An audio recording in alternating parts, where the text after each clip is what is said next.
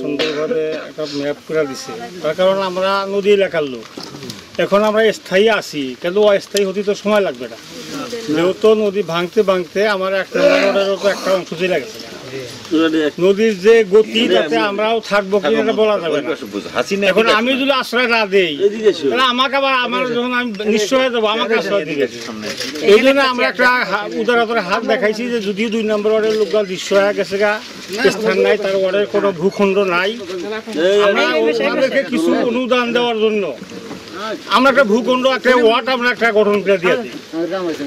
যেহেতু 2 নম্বর ওয়ার্ডের লোকগুলা বিভিন্ন জায়গায় ছড়া আছে, এই একটু ভূখণ্ড যদি আমরা দেখা দেই ওইটুকের ওই ভূখণ্ডর ইয়েতে যে কোনো জায়গায় থাক থাকে ওইটুকু জায়গা হিসেবে তারা এই এলাকায় তারা অনুদান পাবে আর কি। আর যদি ভূখণ্ডই না থাকে, তারা স্থায়ী না থাকে, তাহলে কী দেখাবে, কোথায় কি দেখানোর মতো কোনো বুদ্ধি নাই। যার জন্য আমি এটা সমর্থন করছি চেয়ারম্যান সাহেব যেটা যে সুন্দরভাবে ম্যাপটা করে দিছে, এতে আমার দ্বিমত নাই।